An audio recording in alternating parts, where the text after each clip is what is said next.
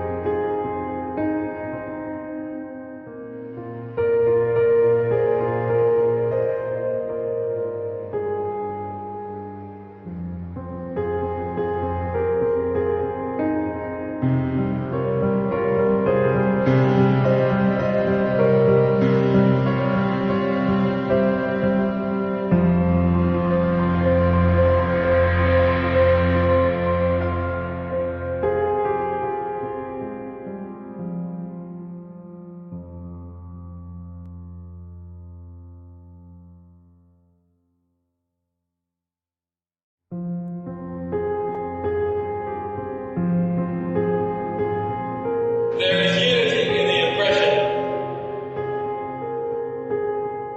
There must be absolute unity and determination in the response.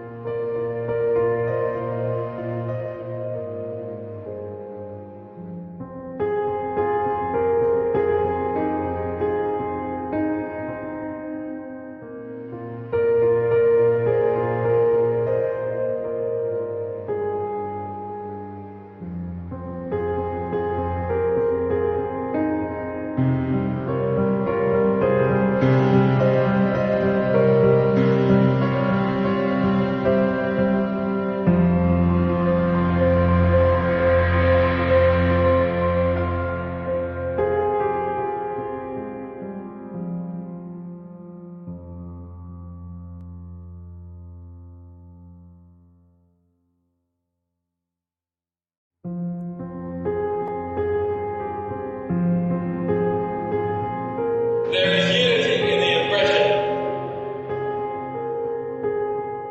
There must be absolute unity and determination in the response.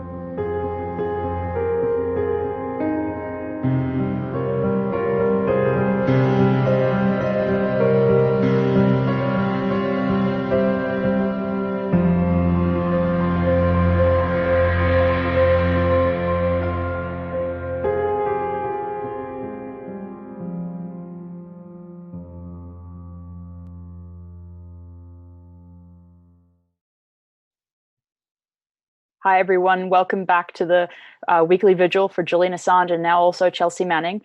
I am Elizabeth Voss. I'm an independent journalist, a contributor to Consortium News and co-host of these vigils, joined this week by academic George Sumuli, who's filling in for Joe, who's not with us this week, but that's just fine. George, welcome. Thank you for filling in as a Hi, Elizabeth. It's an honor to kick things off for once. And as I was saying during the lead-in, I'm in awe of what you and Joe do every week, how you keep going with energy and enthusiasm for 3 hours. I certainly don't know how to do it, and I'm sure I'm going to run out of steam very early on. But we'll see about that. I'm sure you'll be fine. I'm going to do my best to try to keep up with you. Thank you very much. Well, yeah, so to start off, we just, read the headlines. And obviously a lot has happened this week. Not all of it good news, of course. Chelsea Manning returned to prison because of her, unwillingness to cooperate with a grand jury. And we have a statement here that I'm going to read a part of from Chelsea Manning's lawyers. It was published by Sparrow Media. And basically, obviously, as most of you are aware, she was remanded into federal custody for refusing to testify for a grand jury. And I'm reading from Sparrow Media.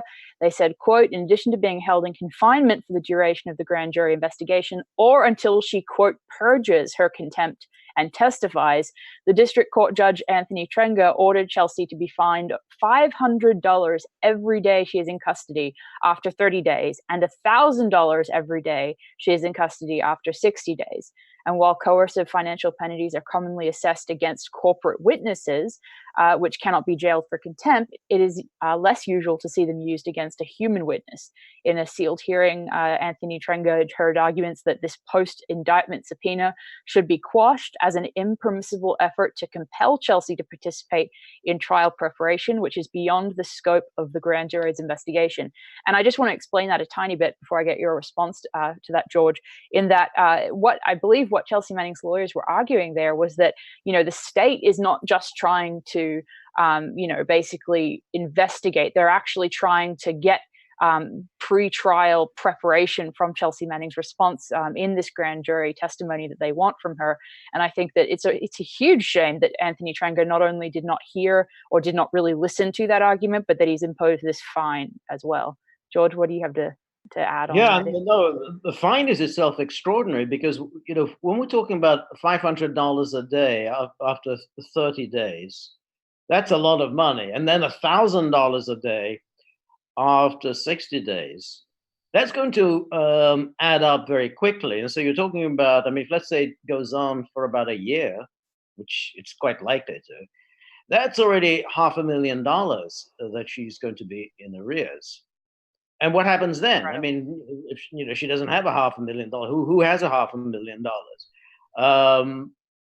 What's the government going to do? Are they going to imprison her until she pays this, or are they just going to impose some kind of a penalty on her subsequent earnings? How much is she earning? She's not somebody who generates a huge income. So how is she going to pay off this kind of this extraordinary sum of money? This is grotesque to apply this kind of pressure against anyone. And what's clear from all of this is that this is all about the government's pursuit of Julian Assange, because that's what they want from Chelsea Manning. They've already got all the information they want out of her. She's already been court-martialed. She's given any amount of testimony in court and with investigators and so on. So why are they so anxious now to have her testify? And this is clearly because they're building this case against Julian Assange, which just goes to show that clearly that this nonsense that they came up with in order to extradite extradite Julian is simply inadequate, and they're going to have to come up with something else, because this is so flimsy that even in the friendly British courts, evidently the Americans have been told your chances of success are really very limited, because as things stand, they probably can't find a single British judge who's going to sign off on it. It's so flimsy that they don't even on this little thing, the smallest element of it which is that there was somehow collusion between Julian Assange and Chelsea Manning. They don't have any direct evidence of it, because all this is, it's they have these messages, but they have no real proof that the person communicating with the Chelsea Manning was actually Julian Assange. So they can't even establish that. Absolutely. So if you're not even able to provide the minimum, then your case is pretty flimsy. So obviously, then they're trying desperately to come up with something in order to present to the British courts. So this is what it's really all about.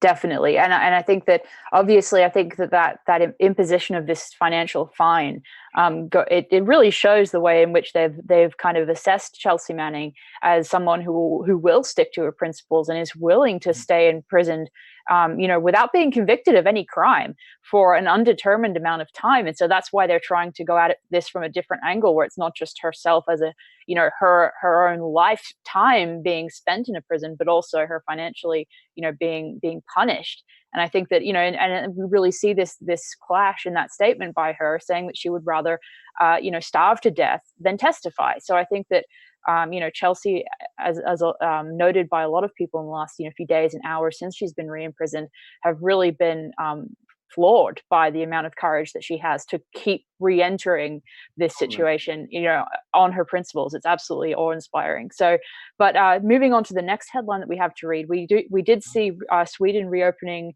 its preliminary investigation into sexual assault allegations against Julian Assange. But I think it's interesting to note that according to the prosecutor that was interested in this case previously, it really is interesting that they're reopening this after, as far as I understand it, evidence had been destroyed in this case. So that raises the question about how they would, in any sort of just sense, investigate this.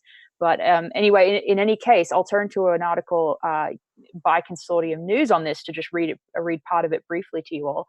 And this is quoting again from Consortium News article by Joe Lauria, editor-in-chief of Consortium News. He said, quote, Sweden's Deputy Director of Public Prosecution, Eva Marie Persson, said Monday that Sweden would seek the extradition of Julian Assange to face a nearly 10-year-old allegation of rape. Assange is serving a 50-week sentence at Belmarsh prison for skipping bail in the rape case in 2012. Well, actually, obviously he was skipping bail in order to seek asylum, etc. Assange had lived in the Ecuadorian embassy from 2012 to April 11 this year. And on the same day, the United States unveiled a sealed indictment accusing Assange of intrusion into a government computer. We had the British police, obviously arrest him and, escort him to Belmarsh prison.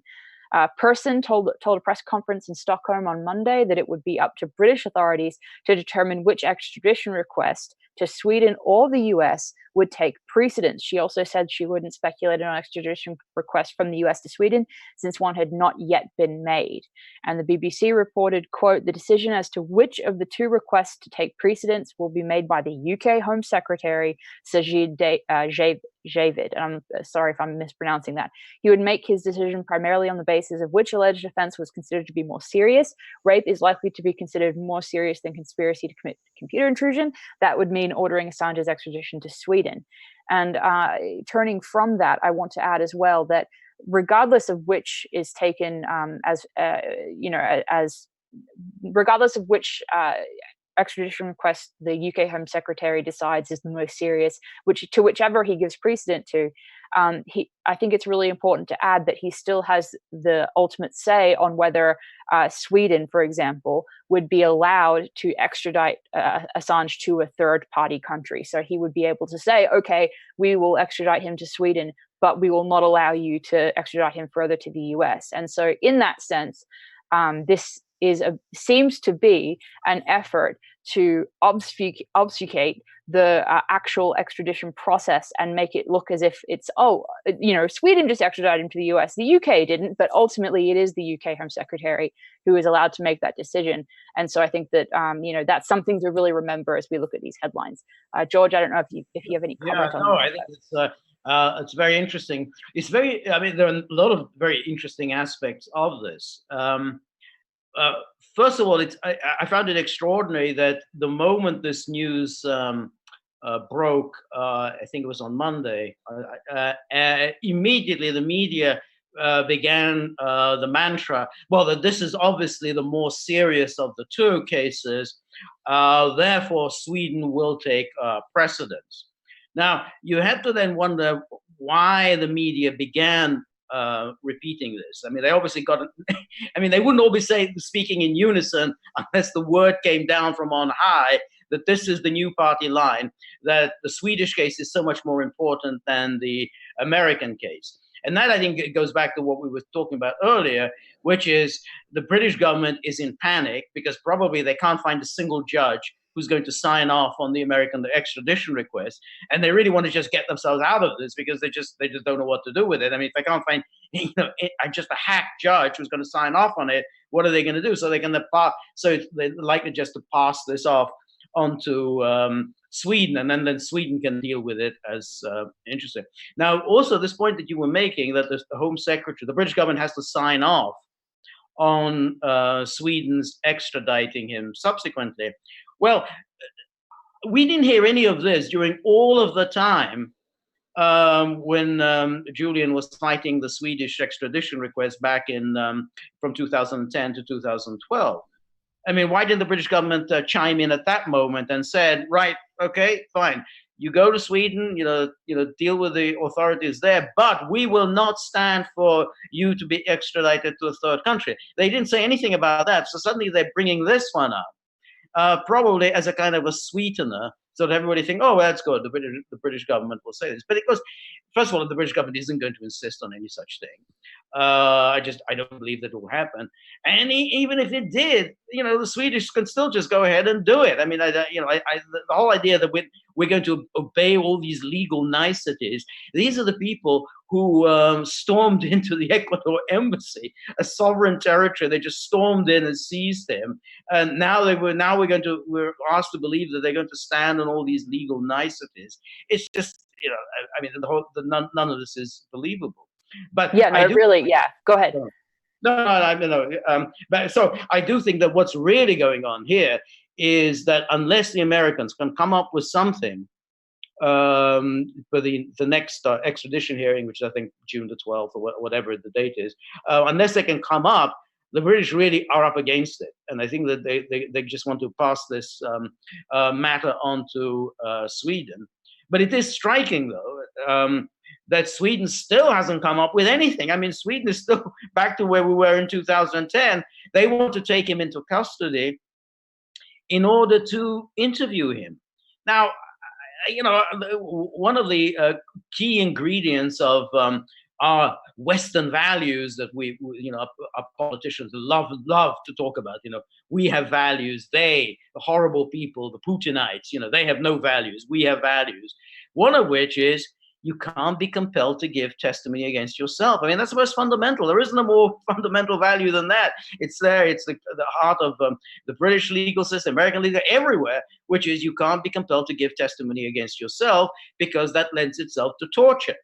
But this is torture. I mean, if you're going to take somebody into custody, because you want to help him build a case against him. In other words, that's what they're doing. They want Julian Assange to come in custody so that they can build a case against him while he's in custody. Then that is torture. What are they going to do? I mean, they're going to beat it out of him? They're going to start pulling out fingernails? Or what is it they're going to do why do they need to get him into custody in order to help build a case against him? If you're not able to build a case against me, without taking me into custody, that means you don't have a case. That's as simple as that. Why should I be compelled to help you build a case against me? I mean, this is pretty fundamental. I mean, it's what supposedly a value-based legal system is about. Definitely. Yeah. And I think it's really important as well that we do remember that, current WikiLeaks editor-in-chief Kristen Hafrenson has said that, he thinks that Assange will very easily be able to clear his name on this count. So it's not as if he's he or his legal counsel want him to somehow avoid this issue. They want to clear it. They've wanted to clear it for a very long time. The issue is that you don't need to extradite someone in order to interview them. You don't need to extradite someone in order to, get to the bottom of this matter. And there really is, a very high likelihood, I think, that if he was extradited, I think he would ultimately be cleared. However, it would also be, as you were talking about, it would be that, it would be another stop on that train ride to the United States. And that's the reason that Assange sought asylum in the first place. It wasn't because he wanted to avoid extradition to Sweden to face these allegations. It was because he feared, rightly so, I think, that Sweden would then extradite him to the United States. That was the issue that caused him to seek asylum and skip bail. And I know that for some of our listeners that might be repetitive. They've heard it last week, they've heard it before, but to the amount of press articles that misreport that and say that he was skipping bail in order to hide from these allegations is really. It's a very large number of articles that have misreported that in the last few weeks. Yes. So I think it's important to remind people of that. We also have an article here by Wired that was published a few days ago, I believe, that was basically saying that the law is being used to prosecute Assange is broken. It's a relatively long piece, so I'm going to try and just kind of piece a few paragraphs out of it. But it basically talks about here, I'll just read the statement. It says, quote, after Assange's arrest, many reached out to me, the author, about the CFAA. For years, the author has represented hackers in federal criminal cases nationally. Sorry to interrupt. CFAA is what? Let me go back in the article and find the definition. The Computer Fraud and Abuse Act, CFAA. Okay. So including, this person has represented Lori Love, whom the US unsuccessfully tried to extradite from the UK. I think most of us do remember that case. The US indicted Love in 3 separate federal courts in New York, New Jersey, and Virginia for hacking a number of of government sites, including including NASA, the FBI, the United States Sentencing Commission, and the Bureau of Prisons. This was part of an Operation Last Resort in protest of the CFAA prosecution and death of computer science pioneer Aaron Swartz, whose suicide in 2013 was widely viewed as resulting from a draconian CFAA prosecution. Whether intended or not, the CFAA does make it easier for a prosecutor to bring felony computer crime charges, even when there's little or no harm. So, and then the author goes on to say that the CFAA is the federal government's primary anti-hacking statute. Created in 1984, it prohibits unauthorized access to a computer, system, or network, and unauthorized deletion, alteration, or blocking of access to data or information. It is both a civil and a criminal statute, meaning that people and businesses can use it to sue each other for private wrongs, and the government can use it to put you in jail for public wrongs. Its dual nature gives rise to a problematic feature. Most of the law interpreting it comes from civil cases, where the stakes aren't as high as in a criminal case. Thus, the quality of reasoning in civil cases, despite frequent lip service from courts to the contrary, isn't as robust as in a hard-fought criminal case. Because at the end of the day, if you lose a civil case, you lose money. If you lose a criminal case, you lose your liberty. But the CFAA doesn't clearly tell you all the ways it can be used to take away your liberty. So they go on to write that the core problem with the Computer Fraud and Abuse Act is that it doesn't clearly define one of the central things it prohibits: unauthorized access to a computer. The courts across the country aren't any help on this front, issuing conflicting decisions both with other jurisdictions and often within their own. Under the CFAA, what is a felony in one jurisdiction is legal in another. This lack of definitional clarity allows prosecutors to charge felonies even when the harms are minimal, questionable, or just political views that the DOJ doesn't like. This is a serious problem given that much political speech and protest these days is done with computers, and the DOJ has previously used the CFAA in a politically charged prosecution. They go on to talk about Aaron Swartz. But I think basically my takeaway from that, George, is that he's obviously talking about this law that has been used to charge Assange, with the, unauthorized access to a computer, i.e. trying to help Chelsea Manning retain her anonymity while accessing, the documents that she legally had access to with her clearance as an Army intelligence analyst. So I think this is a really great article. I'll try to share it with you all in chat on the YouTube stream at least. I think it's definitely worth reading. And it was, again, from Wired. And it's fantastic article. George, what do you that's all of that is really interesting. But it's interesting because all of the media stories about the hacking are completely misleading because there was no hacking going on. Nothing was hacked. Well, you know this, but it's good to of course. about that, which is that Chelsea Manning didn't hack anything. She had legal access to this material. Julian Assange didn't hack anything. He received this material, and this thing that they're accusing him of, this conspiracy, it's not a conspiracy to hack anything.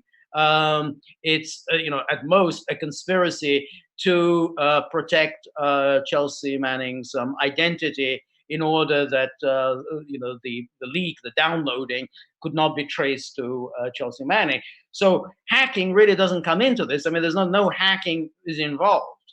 And apart from anything else, of course, that as far as even the indictment is concerned, it doesn't look like anything ever really happened with this attempt to crack the password. So even this whole thing that they colluded in order to crack a password, it's not clear that there was any collusion, because the password wasn't cracked, and there's nothing in the messages to suggest that any great effort was made in order to crack this password. So all of that is, in any case, completely misleading, and that there was some sort of a hack involved. So it's just one of so many phony, fake stories that are continually being peddled in the mainstream and elite media.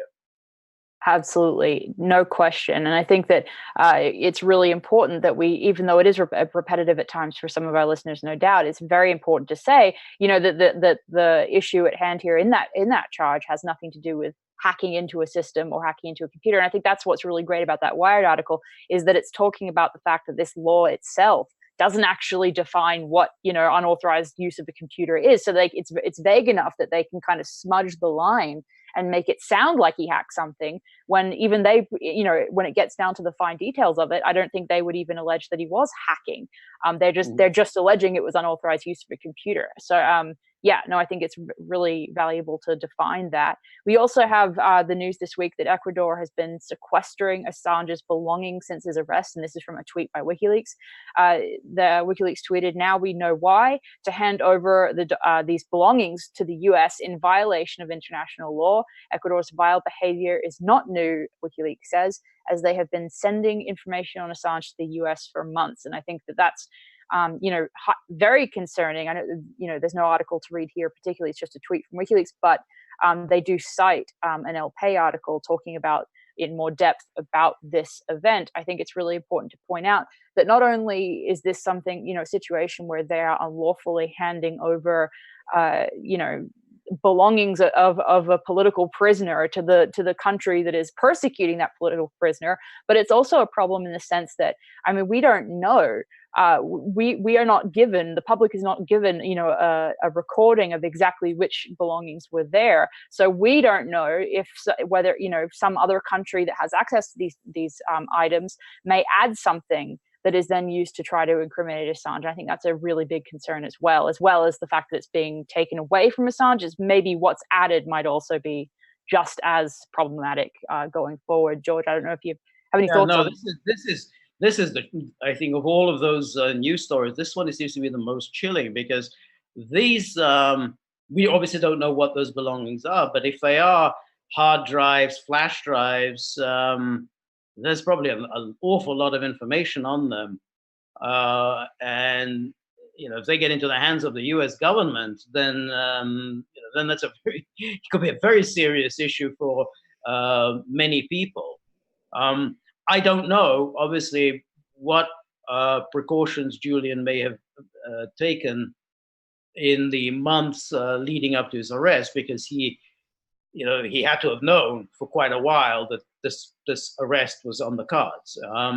So I just wonder whether he did take some precautions. But he has limited resources in the embassy, so even if he tried to destroy these files or burn them or whatever, they could still probably be reconstructed. I don't know. You may know more about the technology of this than I do, but it may not be that easy to destroy these files. So the U.S. government gets its hands on them, then that's a really serious issue.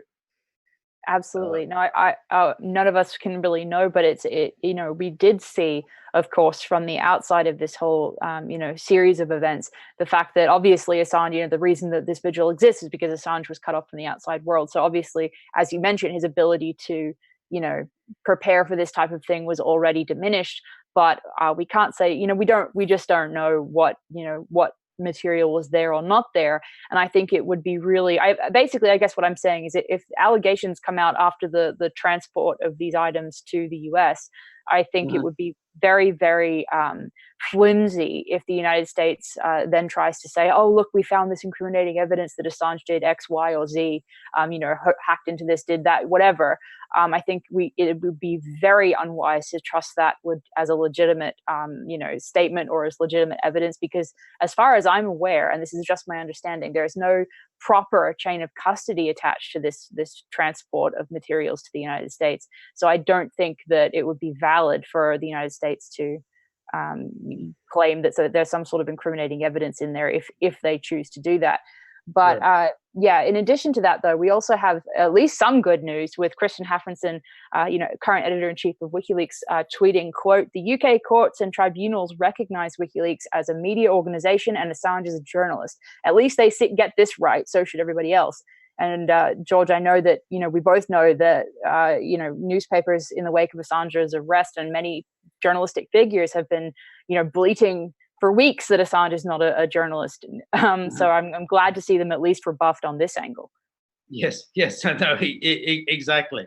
The other day there was a truly repugnant article in the New York Times about all of this, and it went on at some length. It went through considerable, elaborate deceitfulness in order to avoid calling him a journalist, because at one point it quotes him and then it says, in his words, his organization is a journalistic organization that has won many awards. And they put this in his words, and then they put a quote around it. So that, so we get a sense that we, the New York Times, don't consider him to be a journalist, but he claims to be a journalist. And this repugnant New York Times article, I don't know if you read this, it actually says, unbelievably, that Julian Assange outstayed his welcome at the Ecuadorian embassy. He outstayed his welcome. Imagine he's a guest who, apparently just doesn't want to leave. He's just, he's just there, having a little bit of a sleep. He just doesn't want to go. To put this in this terms, the New York Times knows perfectly well that all that has been going on since Moreno took power in Ecuador, all the pressure that he has been under, they know perfectly well that Ecuador was given a huge bribe from the IMF on the very day that the arrest took place. Now the story today that Ecuador is ready to sign some kind of a trade agreement with the UK, yet another reward for services rendered. They know, the New York Times knows, because you saw the story, I saw the story about his personal belongings, Julian's personal belongings being handed over to the US government. All of this the New York Times knows. And yet they present it in this form that, he, overstayed his welcome. There it is. So as if it's all really about his not cleaning up after his kitty. You really have to be a truly deceitful entity to write in this way, misleading your audience about as to what really has been going on. And to suggest that it's all just because he's a difficult person, like the unwelcome guest who is just doesn't want to go, and part and parcel of this is to continue to insist in this idiotic fashion that he's not really a journalist. As if a journalist is some sort of a profession like a lawyer, where you have to get a JD, and then you have to pass a bar exam, or be a doctor. You have to get an MD, and then you have to do an internship, and then you have to do there's another step. I forgot this is another step you do in order to become a fully accredited doctor. I mean, there isn't anything like that in journalism. Journalism is anyone who's observes something and writes about it. That's it. That's a journalist. There's no professional accreditation process to becoming a journalist. So again, it's another piece of deceitfulness that comes from the mainstream media. Yeah, no question whatsoever. So in the sense that they are legally being corrected on that, I think that's a really great piece of news. That is, a hard. It's not just us on this vigil or journalists that see what's happening to Assange and agree that he's a journalist. It's also the UK courts deciding that he's a journalist too. So that's really helpful, especially from a country that is obviously treating him very unfairly and is really working the best it can to hide its own role in the political persecution of Assange. I think, especially with this reopening of these allegations against Assange, from Sweden. But I also want to add that there was a tweet by the Defend Assange campaign that basically links to a defendwikileaks.org article on the Assange precedent, and it's saying that the threat to the media posed by Trump's prosecution of Assange. And we heard Chelsea Manning echoed this kind of idea, that she said that Trump was obviously or clearly out to get journalists, and I think that that's something to really keep in mind. And also towards the Trump supporters that are out there that might be listening to this, and I'm not trying to berate them, but I think it's important to remind them that that basically the Trump administration's efforts to prosecute Assange and Chelsea Manning, you can't really portray that as some sort of effort to protect them when you have something like what the fines that Chelsea Manning is going to have imposed on her. That is not protecting Chelsea Manning. That is absolutely, doing everything you can to make her cooperate with an unfair grand jury process. So I think that, keep that in mind if you're a Trump supporter. Why is the Trump administration doing this? Hold Trump to account on his administration's actions against Assange and Manning, instead of just kind of pawning it off as 4D chess or some such thing. Yes. But basically, this Defend WikiLeaks article basically goes into a precedent. The precedent that we've discussed before on this vigil has quotes from the New York Times saying an indictment centering on the publication of information in the public interest would create a precedent with profound implications for press freedoms. Mr. Assange is not a traditional journalist, they say, but what he does at WikiLeaks has also been difficult to distinguish in a legally meaningful way from what traditional news organizations like the New York Times do every day: seek out and publish information that officials would prefer to be kept secret, including classified national security matters. The Defend Assange article also quotes David McGraw, who is a lead lawyer for the New York Times, who said, quote, "I think the prosecution of Assange would be a very, very bad precedent for publishers. From that incident, from everything I know, he's sort of in a classic publisher's position. And I think the law would have a very hard time drawing a distinction between the New York Times and WikiLeaks." We also had a statement from The Atlantic that said, quote, "If the US government can prosecute the WikiLeaks editor for publishing classified material, then every media outlet is at risk." The document then also says that the Trump administration has confirmed that it has charged WikiLeaks publisher Julian Assange and that it seeks his extradition for the United Kingdom. I mean, we know this, but the charges relate to, as we were talking about earlier, the joint 2010 to 2011 joint publications on war, diplomacy, and rendition with a range of media organizations.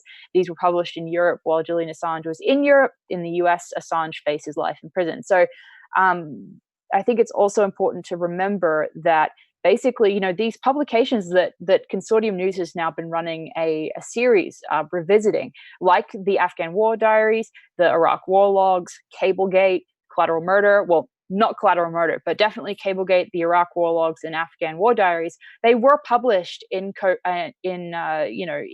cooperation with the New York Times, The Guardian, Der Spiegel, and other news outlets. So basically, this is something where he's being prosecuted for his involvement in publications that other respected papers of record were involved with, coordinating their publication of. So it really, to me anyway, it seems like this would open up a huge can of worms as far as, well, why wouldn't you charge the editor or the journalist at the New York Times for cooperating in these very same leaks? So I think that's definitely a dangerous precedent to set. No, that what you said is exactly right. And the media that have been disingenuously claiming, yeah, but it wasn't really for publication, because what they're really trying to prosecute him for is for hacking. We know that that's a lie. It's an absolute lie.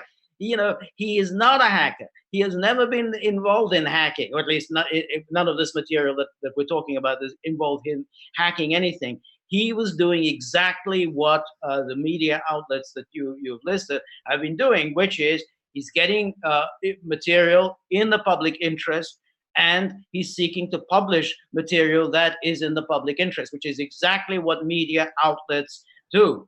So the media cannot go around now saying, well, yeah, but it's a little different because, of course, if you do steal this information, then the law doesn't really protect you, whereas it protects us because we're publishers. No one's accusing him of stealing anything. And the US government doesn't have any evidence he's stolen anything. So therefore, exactly the same thing applies. But what they're hoping for is they're saying, well, look, he's just a foreigner. He's a maverick. No one likes him. He's got a bad reputation and he's a rapist and whatnot. So, yeah, we can go after him. We're not going to go after you, New York Times, Washington Post, Der Spiegel, BBC. You're respectable journalists. You're not like the sordid, seedy character. So we can go after him. Don't worry about your fate. But of course, that's whereas these the people who live in who are in the mainstream media, maybe they'll buy into this. We're okay. It doesn't affect us, but of course we know that it will affect everybody. I mean, there's no way it's not going to be effective. There's no way that it's not going to be used against others next time there is a leak, because there's going to be another leak. And that this precisely all of this will be used against the next journalist who comes along. So it's those mainstream media who think that, oh well, it doesn't affect us, it just affects this really creepy guy that we don't really like associating with. No, it affects all journalists. Definitely, without question. And I got a question basically in chat that basically said that they wanted an explanation for why it would be that the powers that be would prefer to extradite from Sweden rather than the UK. So basically, I mean, I'm not a lawyer, first of all, so I can't, I'm not. This is not some sort of legal statement. But in my opinion, I think that the reason would be that they want to sort of hide or deflect from the fact that they are politically extraditing him to the United States unfairly. And so basically, if they can extradite to Sweden first and make it about this other issue, then that hides their responsibility and their complicit actions towards Assange. George, what do you have any? Yeah, I think that there is that to it. UK is a big media center. I mean, so you can't hide things in the UK. So you can't just do things surreptitiously. Everybody's paying attention to what's going on in the UK. In Stockholm, who goes to Stockholm? I mean, nobody, most people don't know where it is. So you can actually do things more surreptitiously. From one day to the next, he's gone. No one's the wiser for it. Hey, I thought he was in Stockholm. No, actually, he's on a plane onto the United States because the court has ruled. That's it.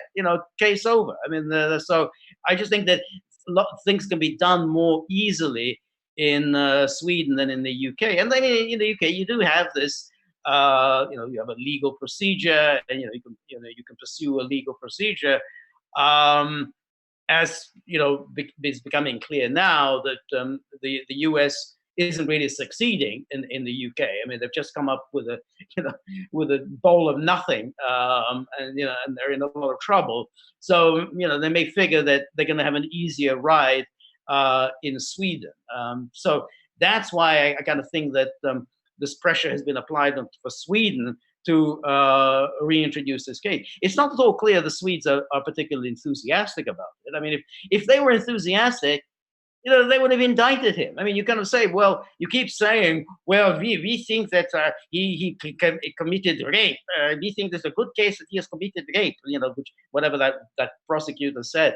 Well, if you think that, then go indict him. That's it. Issue your indictment. Say, you want to put him on trial for rape. Fine, go ahead and do it. But don't say you think he committed rape, so we want to interview him. Well, that's exactly the issue. I think that it's really, that's what we see throughout this entire process, is that those allegations have been used to prolong investigation that always leads to nothing. It's very clear from looking at the history of all of this that Sweden had every opportunity to interview Assange in the embassy. They refused to do that. And even the Swedish authorities, we know from Stephanie Maritzi's FOIA, that they were, thinking about dropping the investigation as far back as 2013. The UK then pressured them to keep up that investigation going until 2017, when it was finally dropped. So I think that basically, and I think this again goes back to the question about, well, why would the UK want to force this off on Sweden? The UK is the one pushing this this kind of deflection from the UK's responsibility in extraditing Assange to the US over onto Sweden, so that they can make it about a rape allegation rather than about political persecution. They want to hide the fact that this is about persecuting a publisher for journalism, and that doesn't look good in a supposedly free Western liberal society. It's better if you can tar somebody's character and have them prosecuted for that reason. So I hope that answers that question. I think it goes to George's comment as well. No, this is exactly that's exactly right. Because then you say, well, look, he's a rapist, and and people turn against him. Well, I used to think he was a good guy, but he's a rapist. Well, I don't know. I know that doesn't it makes him sound like a bad guy. So that's very important. And then you've got the whole kind of politically correct, liberal crowd, the sort of the Jeremy Corbyn types, who then can say that, well, I'm not a little happy about it going to the Americans, but it's rape. Well, that's a big deal. He's got to answer those charges. But of course, it's a fraud. The Swedish case was a fraud from the start, and I think plenty of people have written about this. I mean, John Pilger has written about this, and others have written about it, that the case was bogus from the start. And there was a reason why the initial Swedish prosecutor dropped the case. She dropped the case right away. She knew there was nothing to it. And then they restarted this case. And then, as you say, they tried to drop it again in 2013. They were prevented from doing so. And even now, following his arrest, they haven't exactly jumped on, and said, yes, oh, great, now we can get our hands on him. I mean, they again have been coerced and pushed into restarting this case. And of course, it's all part of the kind of the bad publicity that's continually being drummed up against Julian, because so the news can then say, well, more trouble for Julian Assange, because somebody else wants to go after him, as if, and then, tomorrow, Luxembourg brings the case against him. Well, he was, 2 years ago, we thought that he was, maybe stealing some money from somebody. So it's like, you can keep piling up these charges.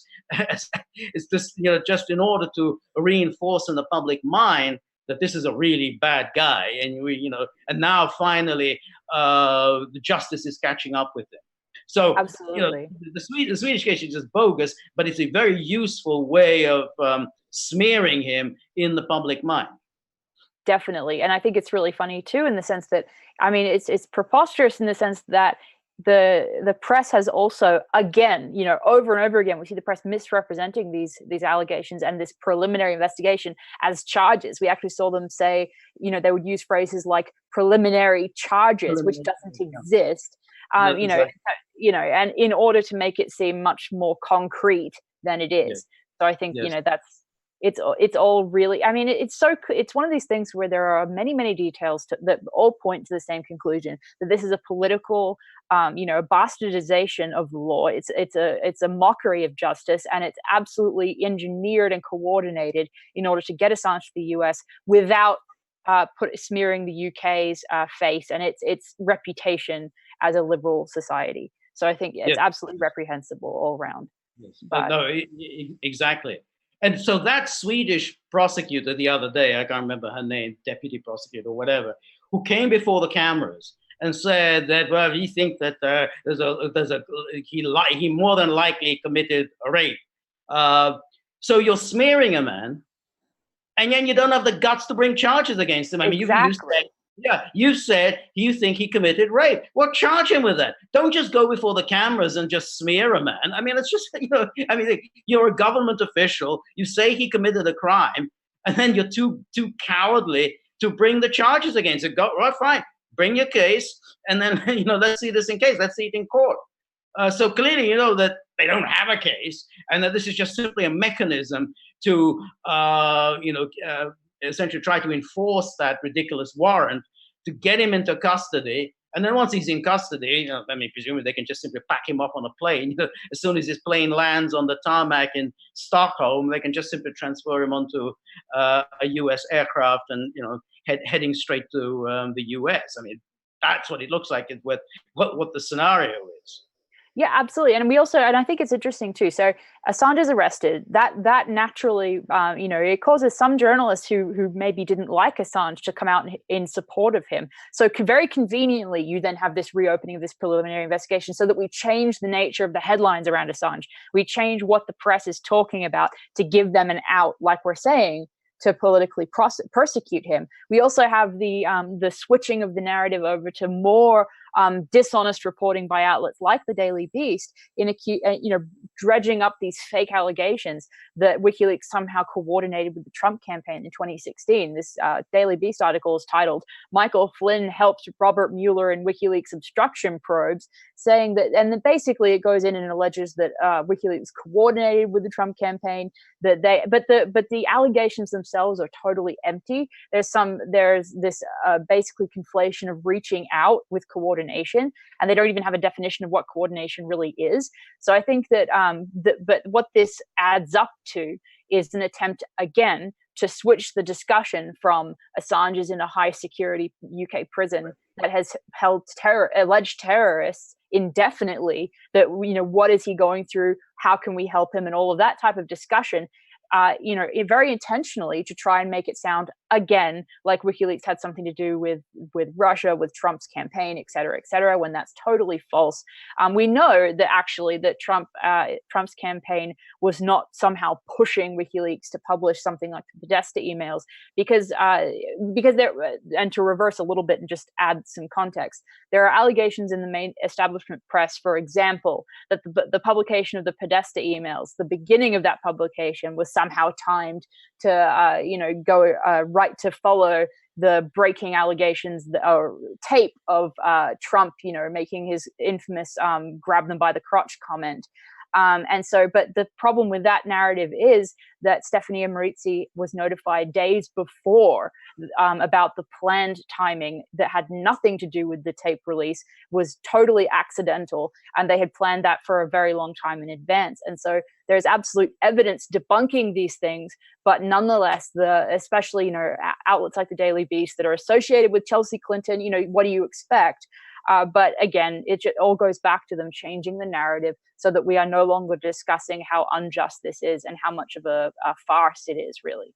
Right. And of course, the obvious story there is that, on the contrary, the release of the grab 'em by the pussy tape was timed in order to switch attention away from the release of the Podesta emails. And that succeeded because you remember that weekend. The weekend was saturation coverage of that tape.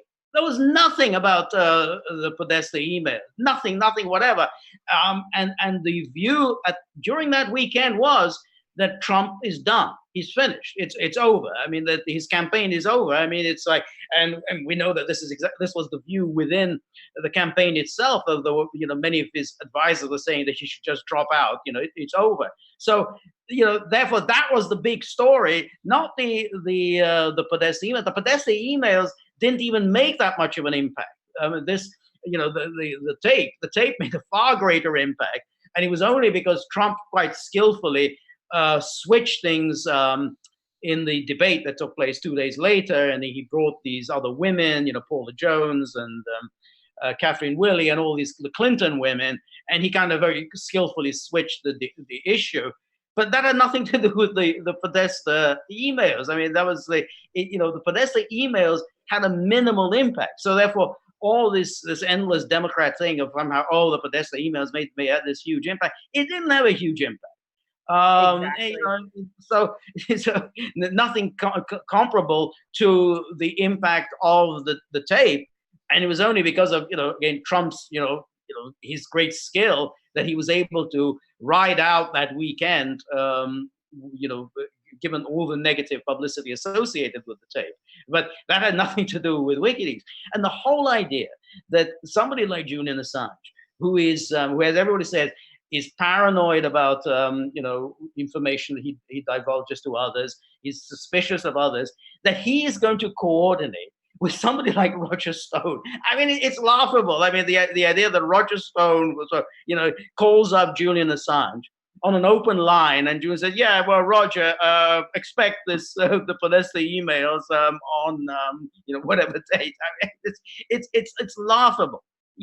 Julian Assange doesn't disclose to anybody, as far as I can see, when he releases his material. And this Podesta emails, I mean, when it was released, it was already done. It was edited. It was all very finely put together. That took a long time to do. You don't just do this overnight. Just simply prepare this material for publication. I mean, that required a lot of time. They've obviously been working on it for a considerable amount of time.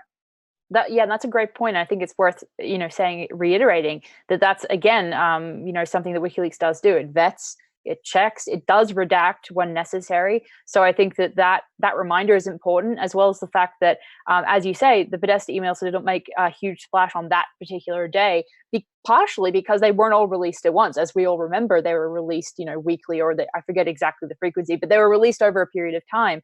So I feel like, definitely that story was not something that was just an all of a sudden, breaking news, Podesta said this about the Bernie campaign. Those headlines took a while to come out for people, for the emails to be published, for the headlines to be written, for journalists to find those stories. So absolutely right. And I feel that just the statement by Stephanie Marizzi that they had planned that very long in advance, and that she was notified the day or two beforehand, that really does debunk that narrative, at least the narrative that the WikiLeaks was coordinating on the Trump campaign with the Podesta email specifically. But as you say, that doesn't stop fake news from being published on the subject. And I think ultimately what it comes down to is a really sad attempt to just deflect, whether it's onto the Swedish allegations, whether it's on the Trump-Russia collusion fairy tale. Either way, it's deflecting from the core reality that Assange is, being treated as if he's a terrorist for simply revealing evidence of war crimes, for revealing embarrassing truths about the corporations and heads of corporations that run the world at this point, et cetera, and on and on. So exactly. And these emails, let's say the 2016, the one that the whole kind of Democrats and liberal media hangers on are so obsessed with. Every single thing that was released then is in the public interest. How is it not in the public interest to know what it is that Hillary Clinton was saying to her Wall Street friends? Well, those speeches that Goldman Sachs was paying, I can't remember, was it $250,000 a pop or something like that? How's that not in the public interest to know what it is she said in secret to, Goldman Sachs, the guys who were at the heart of the 2008, meltdown, kind of thing we want to know. And Hillary Clinton refused to release those speeches. We found that out. I mean, that was information that is in the public interest. And then, again, what happened in the DNC? Clearly in the public interest. And if it wasn't, then why would the other media have followed WikiLeaks in publishing this information? Why would the entire DNC leadership have been swept out after the disclosure of those emails? I mean, obviously, it was in the public interest. This wasn't scurrilous material. This wasn't it was about some sexual goings on that Hillary Clinton or whatever was involved in. There's nothing like that. Everything there was in the public interest. In fact, that's the whole point of WikiLeaks. Everything that it releases is in the public interest. There's nothing there that you could say is kind of sordid or National Enquirer stuff, and you say, oh, well, this is just simply smearing. No, I mean, there's no smearing here. This is all about matters of the public interest. And so even this thing that they talk so much about, this what happened in the 2016 election, yeah, good that they released this. And while I mean, I don't know whether you saw this interview with Glenn Greenwald the other day, which I was very unhappy with. But he did make one good point during that interview. He said that what would happen if publishers during the 2020 campaign, the media, were handed his tax returns, Trump's tax returns from, I don't know, 10, 15, 20 years, all of his tax returns. Would they really sit and think, well, I wonder who provided us this information? Was it the Russians, the Chinese, Iran, North Korea, or would they just run with it? They wouldn't care who provided them with this material. They would just run with it because it's news. And of course they would publish it. And no question they would publish Trump's tax returns, and they wouldn't ask what the source was. So why is he so preoccupied with this issue of who the source was? In the case of the 2016 material, and particularly when we don't know who the source is. So Mueller can say what he likes, and FBI and CIA can claim anything they like. The Russians this, Russians that. We see no evidence that the Russians were behind this. But even if they were, even if what they're saying is true, the Russians did hack, and the Russians did then pass this information onto WikiLeaks or whatever, it's still in the public interest, and it's still right that WikiLeaks published it and all the other media outlets published it. Definitely. I couldn't agree more. And I think the same is true for every single one of WikiLeaks' publications. It's really disappointing to see the media actually cover for the state when it's prosecuting a journalist. And speaking of that, there was a really great article published by Jim Kavanaugh via Counterpunch, and it was published on April 25th this year. So it's a few weeks ago now, but I think it's a fantastic article. It's titled "Avoiding Assange," and it's very, very long, so I will not read it. I won't even try to stop, but it's a brilliant article. So I'm going to pass it on to my, tech support, and hope that they will paste it in all of the various chats that we have, because it's definitely worth reading in full. And I really encourage our listeners to do that. But I don't know, George, if you had a chance to read it at any point, but I probably did, but I don't remember it very, very clearly.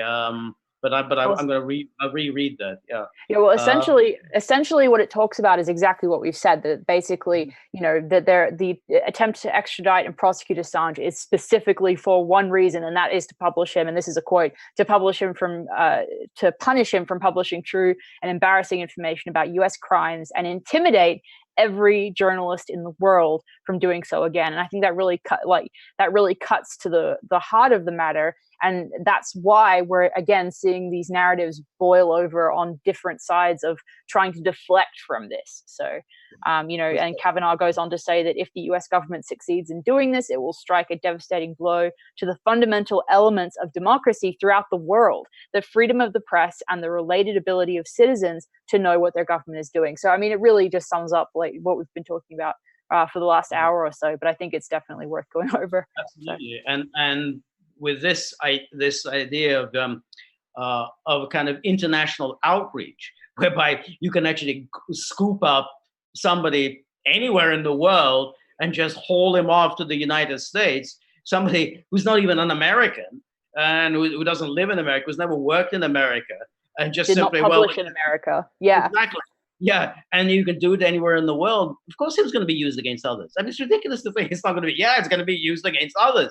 Maybe then they're not going to touch the New York Times, but they'll touch others. Others who don't quite have the illustrious name of the New York Times. And these days, the media is a multifarious entity. I mean, everything is the media. You're the media. I'm the media. Anybody can just be scooped up and then just hauled off to the U.S. and then off to Guantanamo Bay as a terrorist. So absolutely, once you use this against Julian Assange, you're going to use this against others.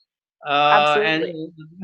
And anybody who's thinking about, well, I think I'll thinking about being a whistleblower. You think you really want to go down that path? I mean, you're going to be a whistleblower. You're going to be chained up naked in some dungeon somewhere for years and years.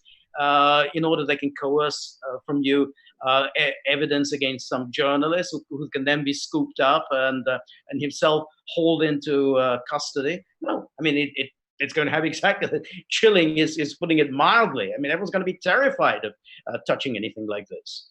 Absolutely. No, and the article echoes that exact sentiment. They write, quote, as Jonathan Cook says, those who have accepted this have signed off on the right of the United States authorities to seize any foreign journalist anywhere in the world and lock him or her out of sight. They open the door to a new special form of rendition for journalists. And whether anybody says it out loud or thinks it explicitly, or and no matter how slight it may be right now, the sight of Assange being dragged out of the Ecuadorian embassy in handcuffs is already working in the minds of journalists throughout the world, engendering some pause or consideration about what's worth the risk, as you say, George, to report on.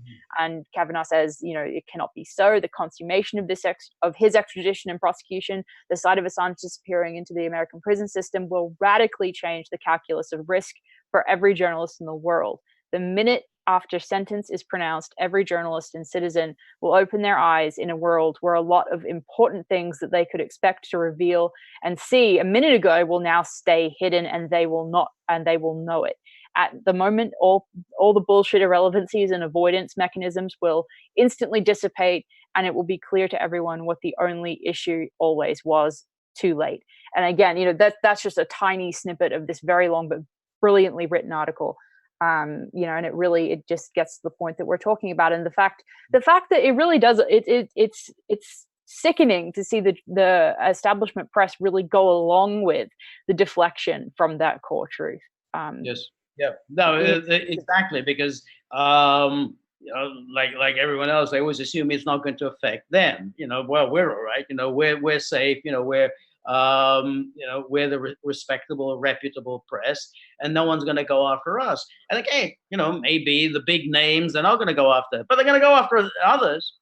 And after all these disclosures, the recent disclosures, which were WikiLeaks, the disclosures of Snowden, these, they started from what were not mainstream media.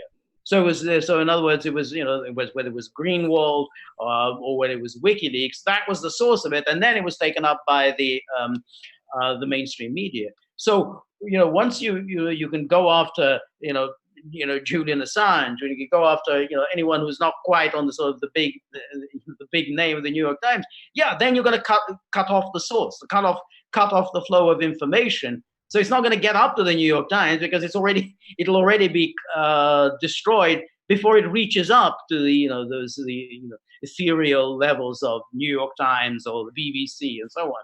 So everybody should think about do I really want to handle this? Do I have this information? Do I want to spend the rest of my life in Guantanamo Bay? So of course it's going to have a chilling effect. So I mean, it's again, much of the media, they like to think of themselves as part of the political establishment. They go on all these Sunday talk shows, and they chat with Chris Wallace and the guy who does Meet the Press and so on. That's how they want to think of themselves. That they are people of substance. They matter. Their views matter. They're part of the political process. For them, of course, they don't care. They just think Julian Assange is just a dirty, grubby person. Not like them. Who are they're policymakers. They're the ones who matter. But they're not really journalists. The journalists, the people who actually are supposedly in the business of providing information to create an informed public, they will be affected by this, because that's what we need. That's what journalism is supposed to be about. It's not about any accreditation and qualification. It's about providing information to create an informed public, in a democracy, and that will be destroyed. That's going to go. I mean, if this persecution of Julian Assange prevails. Definitely. And I think that I think we spoke about this a little bit last week, but I think it's worth saying again that what this does expose as well, like as you mentioned, with establishment press basically saying, well, I'm buddies with Brennan, who's on my cable news network all the time, so therefore I won't be prosecuted. Even if that is correct in their calculus, in their calculations, as Kavanaugh, described it, all that does is it exposes to us the degree to which our mainstream journalism is not adversarial. It's not actually journalism. It's just propaganda. And so even if some of these journalists and outlets are correct in saying, oh, well, I won't be prosecuted, we should all be very upset at them reaching that conclusion, because that shows how corrupt they are and how embedded they are with intelligence agencies and other, powerful interests. So either way, it's a bad end to that story. So. Right. No, that's a very good point, because back in the old days, I mean, you had these intelligence chiefs. They would just retire. They would go off, retire to their farms, and then we'd never hear of them again. They might write some anodyne memoirs, or they would take up writing of novels, and that's it. But they wouldn't sort of become pundits, and that's just sort of an extraordinary where there's a kind of blending of so-called journalists who become kind of intelligence experts and become kind of transmitters of intelligence, and then supposedly intelligence experts become journalists, and they all kind of meld together, essentially to transmit BS, and essentially transmit what Chomsky calls manufacturing consent. They're there to tell us that this country X is terrible, country Y is terrible, we need to go to war here, we need to arm there, and so on. So they're all in on the same enterprise. And so, of course, we don't have an adversarial press. We just have a press that actually serves as the PR arm of the government. Definitely. I think manufacturing consent is exactly right, and if we want to use that definition for the new mainstream journalism, then that would be exactly why Assange and WikiLeaks are not considered journalists. Because, and I've said this before, but I'll say it again. Obviously they are not helping manufacture consent for these wars, et cetera, et cetera. And so maybe if we understand journalism in these pundits' minds, he's not one of them.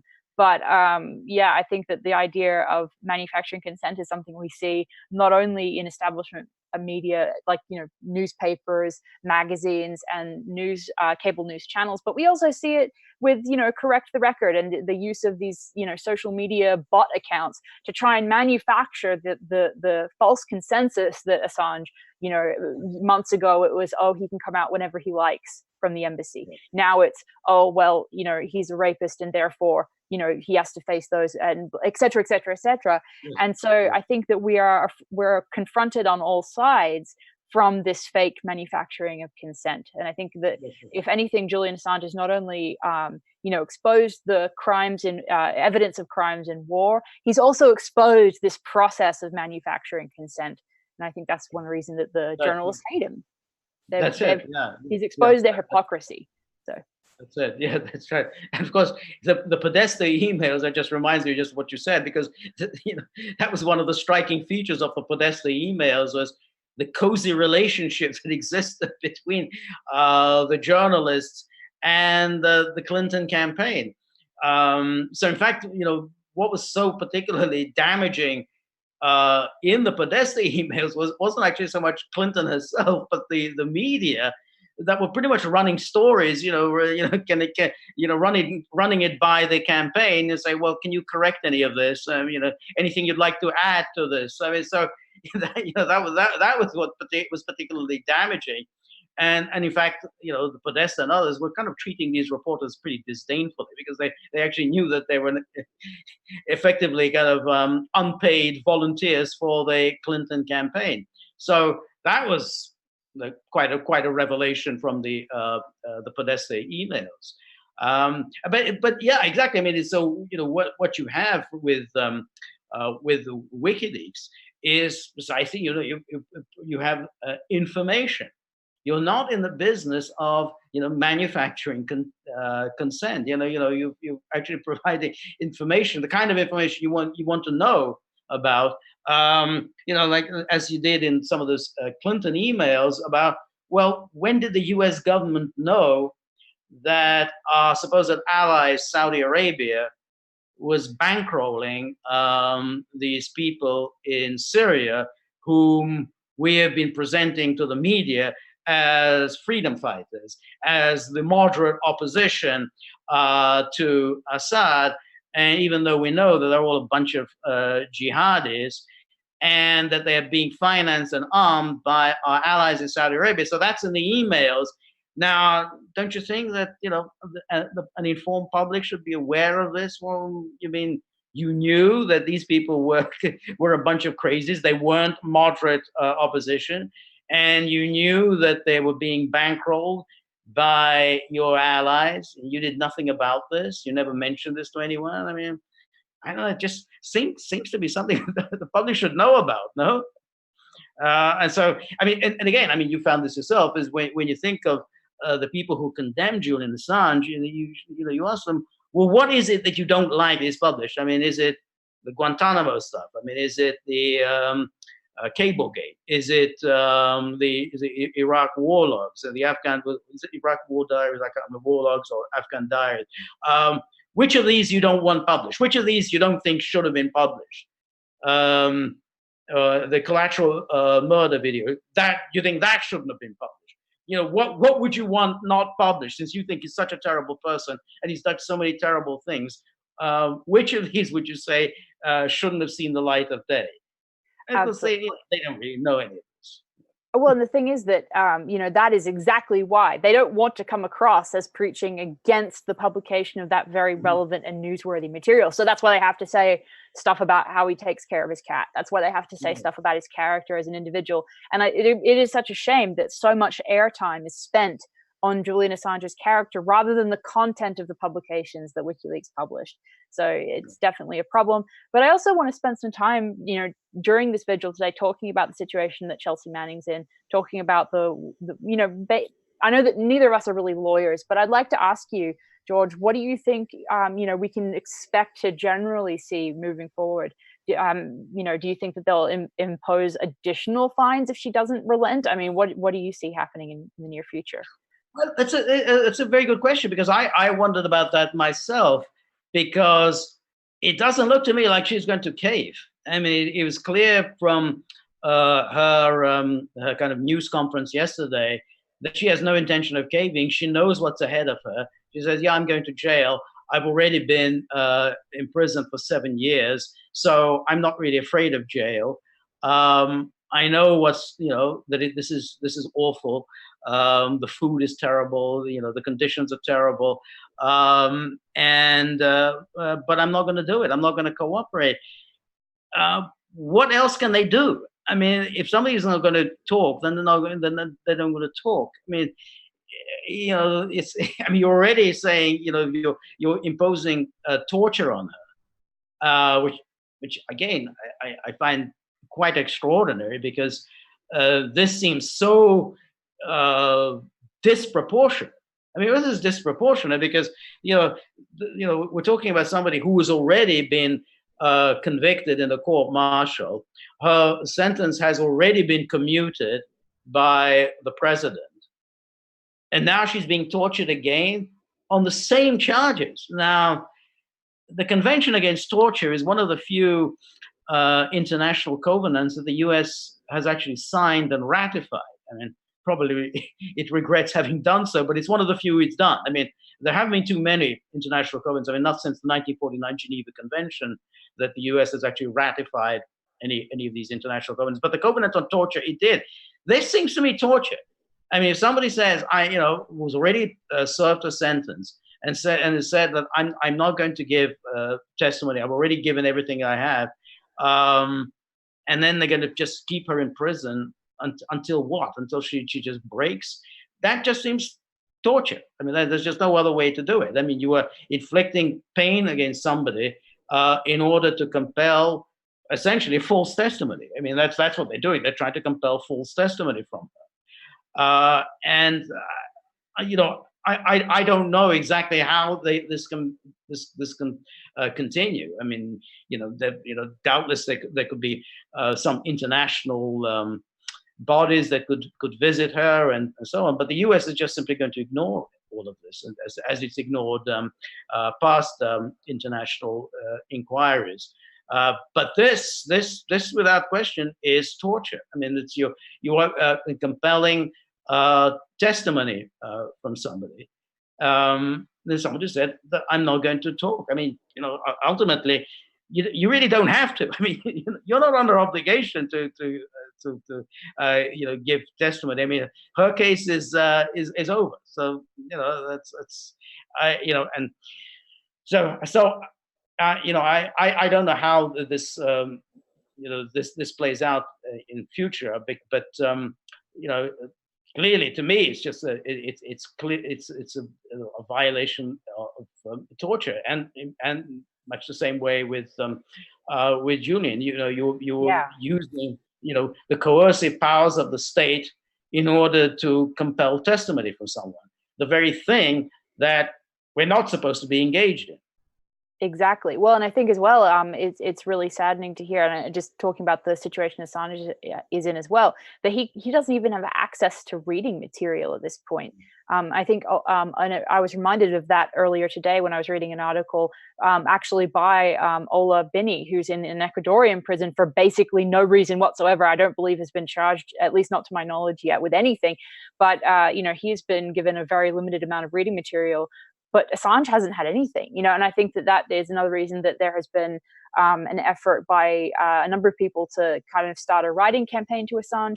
There is a Twitter account that's at Write Julian, and I will link that to my friends in the chat so they can link that to you all.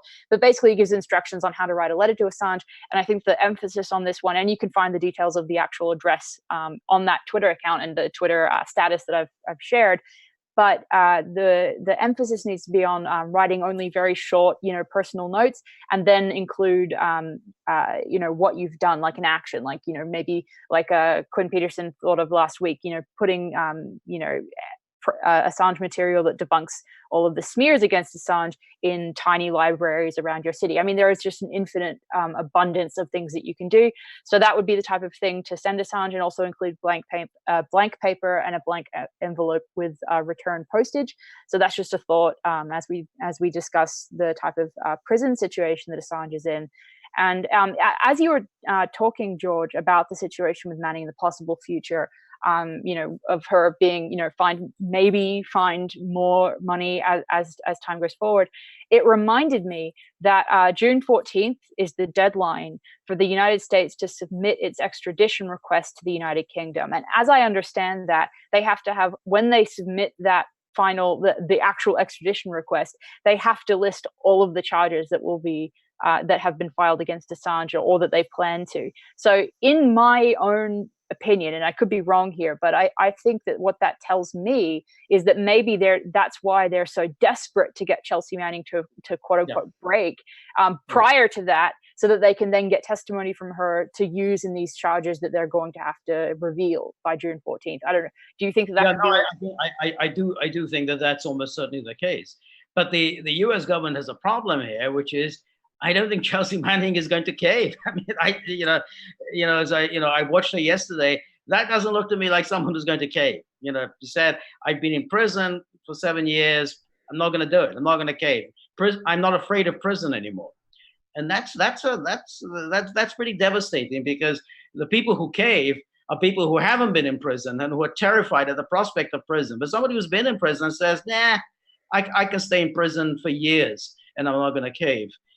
That doesn't look good for the U.S. government. I mean, somebody who's prepared to do that. So I don't think they're going to get very much out of her before June the 14th. But you're absolutely right. I'm sure that's what's behind this. And I think it's really a testament to her uniqueness that she would have that reaction of, I can get through this, rather than, would be totally understandable, the trauma that she's been through. I mean, some of her treatment, i.e. being in solitary confinement for, I think, what amounted to a year in her prior imprisonment, most people would be absolutely terrified and broken facing re-imprisonment without conviction, just to pressure you to give, as you say, false testimony. It's unimaginable to me face experiencing that type of trauma again. I think, her courage is obviously just outstanding. I don't think there's any way to put it other than that. And I think that her statement about being willing to basically be starved to death rather than testify, I hope that will not be necessary, obviously, but also that basically any sort of implementation of terrible circumstances to her won't happen, as far as any sort of attempt to put her into segregation again, to isolate her, that type of thing. I really hope that does not happen. But and it will be fascinating going up to the June 14th date to see how exactly the United States approaches that, what additional charges we could see at that time. And I think definitely, though, that the increased penalties against Manning are definitely, I think, related to that, to beating that deadline and getting some sort of fake. But I wonder, presumably, that's June the 14th. I guess the U.S. could ask for continuance. They could ask for a delay, said we need more time. I don't know whether the British courts would be amenable to giving the U.S. more time, or would they say, no, it's got to be June the 14th. You've had plenty of time to come up with this. So I don't know. So they could get another continuance, but probably they can't keep doing this. Even if they get a continuance, all right, they'll give him another month, but they're not going to give you another 6 months. They've got to come up with something pretty soon, because they really don't have anything. So that's why, he's going back to what we were saying at the start. That's why the Swedish case seems to be, now the more likely route, because this American thing just isn't going anywhere. This seems to be the best they've got, is to torture Manning. The other guy, the Vault 7 guy, we don't seem to be hearing much about him. I'm sure they're torturing him in order to compel him to give testimony against Julian, in order to, for this extradition request. But he doesn't seem like he's caving, because we haven't heard anything about anything coming on that end either. So that's why the U.S. is focusing so much on Chelsea Manning. But really is the case is going nowhere. That's the amazing thing. They've had all these years to prepare, and they haven't been able to come up with anything. Exactly. Yeah. No, and I think that's actually a really interesting point. The fact that we didn't see, at least in the initial revelation of charges, we didn't see anything relating to Vault 7, and it will be interesting to see if that does pop up on June 14th. And I'm not, obviously, again, I'm not a lawyer. I don't have any background in international law, so I don't know whether they're able to extend that deadline to file the request to extradite and include all of the charges that are there. But what I do know, and I'm aware of, is that once they do file that, whether it's on June 14th or whether they get an extension, eventually, when they do actually file it, they will have to show all of the charges. They won't be able to add anything on after that. And I think that would be, if they are forced to do that on June 14th, that would be why they're so desperate with Manning. But it also, in addition to that, even after they file and reveal all the charges, it definitely would be possible to continue that grand jury, as Chelsea Manning said it was,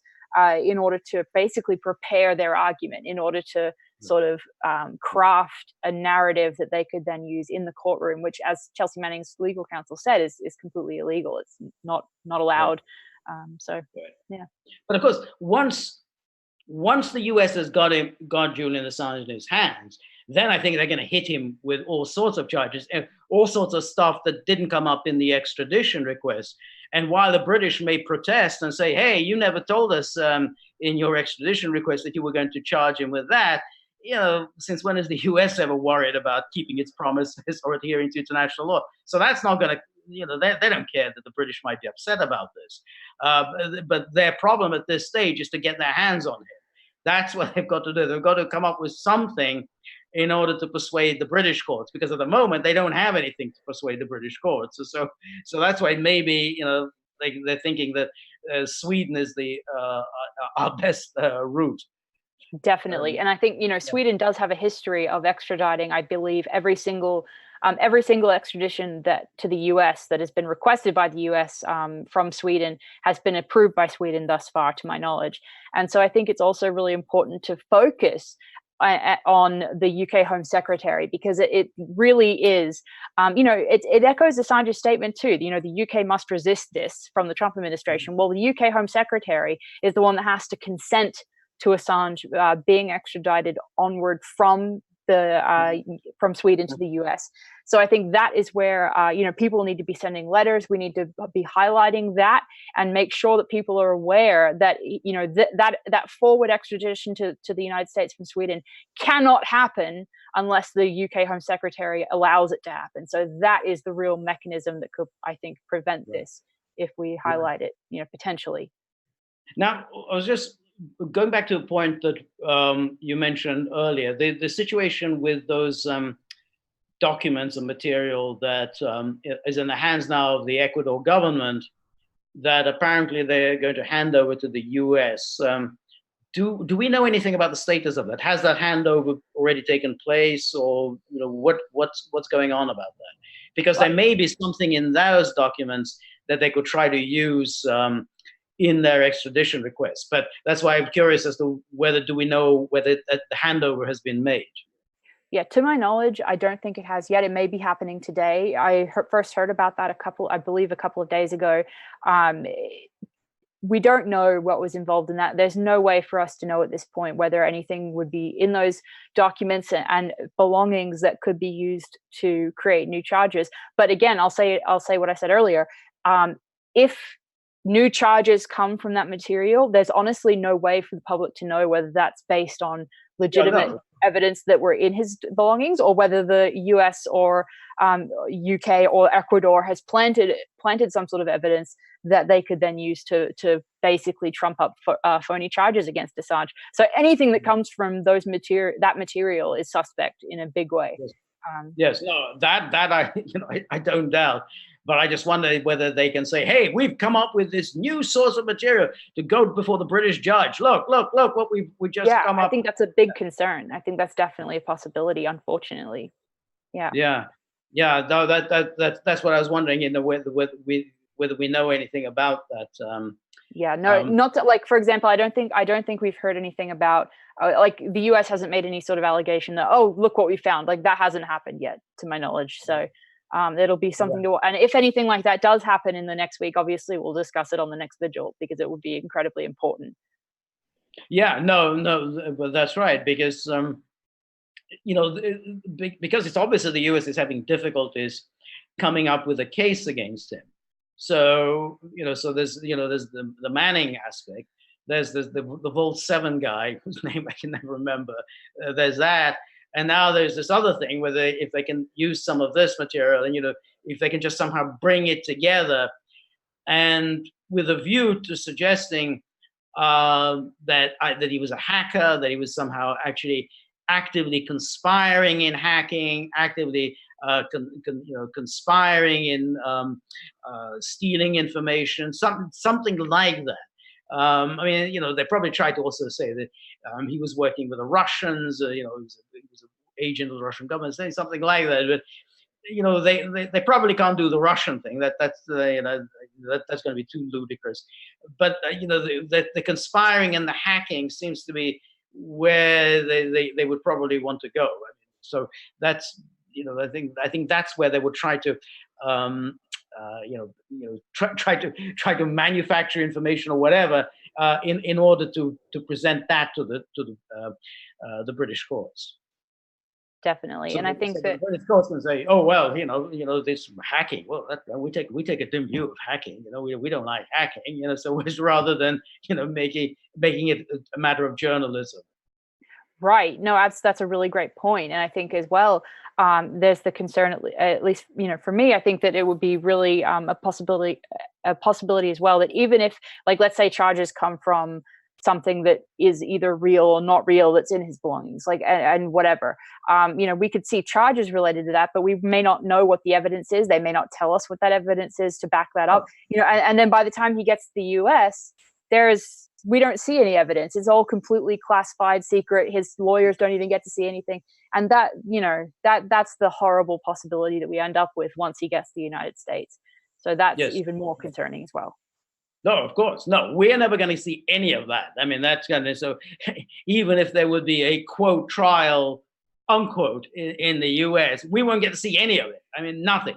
I mean, it would all be in secret testimony, secret evidence, none of it. We will never hear any of that. So that's all done.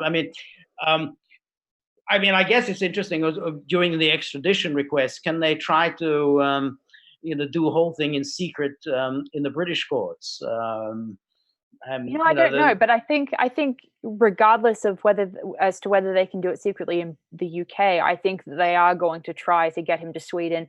And again, because then we'll have endless headlines about the Swedish allegations rather than about this process happening. And I think so. I think that's the thing to watch out for, definitely. But yeah, I think it's definitely not a good thing that we're looking at coming through in the next few weeks.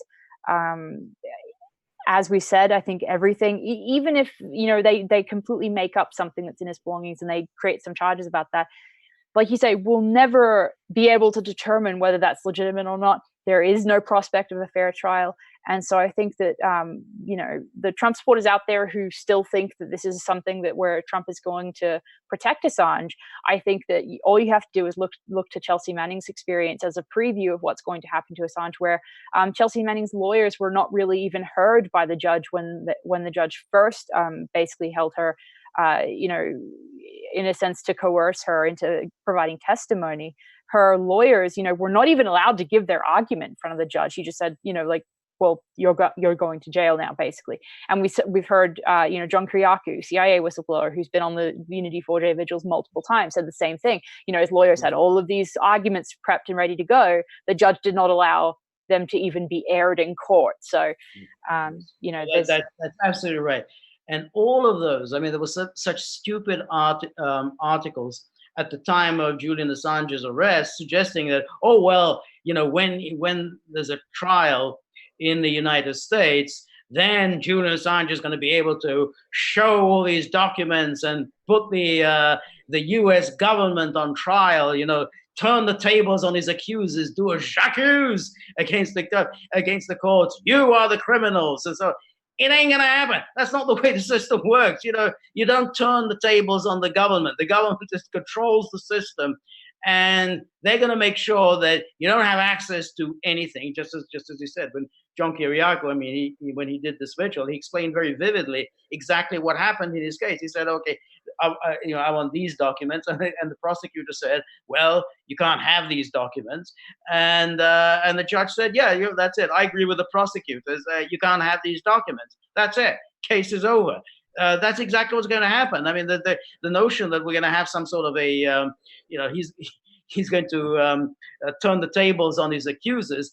It just doesn't happen. I don't know, with many years ago, Woody Allen did one of his early funny movies, Bananas, where he does this when he goes before the judge and says, this trial is a mockery of a farce, of an idiocy, of a mockery of a farce. It doesn't happen that way. That's not the way the system functions. So the government will know how to control these situations, and you will not have access to information that the government doesn't want him to have access to.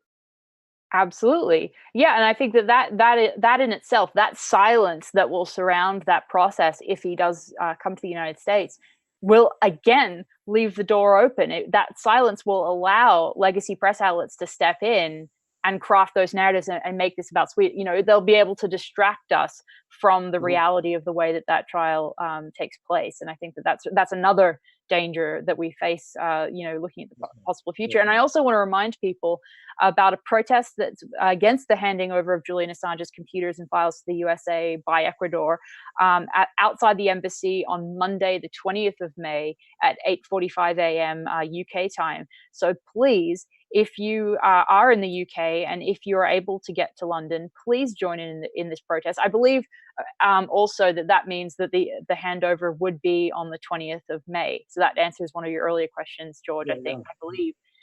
So yeah, I do think it's really important that people do head to the embassy on the 20th of May to protest and highlight the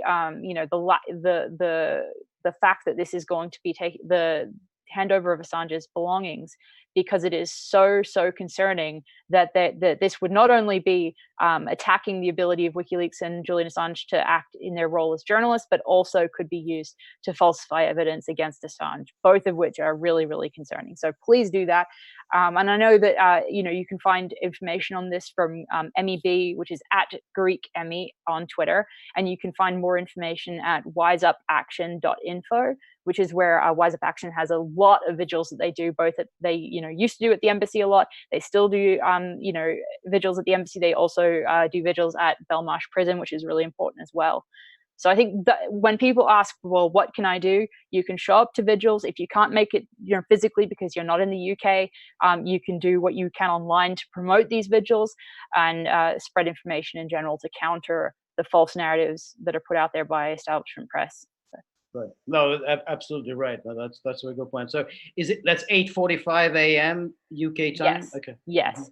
And it, again, is on the 20th of May, which is this coming Monday. And I'm sure that we will be discussing this on the next vigil as well, how this takes place. We'll be covering the vigil itself and all of that. Because that is a crucial, I think that it's been, basically sort of underreported, this handover of Assange's belongings. And we did see, I remember in the days after Assange was arrested, we saw, if you remember, George, the attempt of Moreno to come in and do all these interviews about how terrible a house guest Assange was. And we also saw this kind of what looked like a very sloppy job of taping off Assange's rooms in the embassy, published by outlets like the Daily Mail. So I think that, in my opinion, that this was kind of planned, maybe coordinated from the beginning, that they were going to hand over these items to the UK, US. Yes. Yeah. No. That's I'm sure. It's also worth talking about that Sweden rape thing, because it is such bullshit. I mean, the whole thing. Yeah. I mean, that we're talking about this because it really was nothing of the sort. And it really, just because people keep using this word, it doesn't make it so. If anyone has read about this, I mean, there's not much has been written about it now for some years. So people just have, either people never knew in the first place, or if they knew, they'd forgotten about it, just how flimsy that case was. So we have the flimsy case from the US about the hacking. We have a flimsy case from the UK about the bail jumping.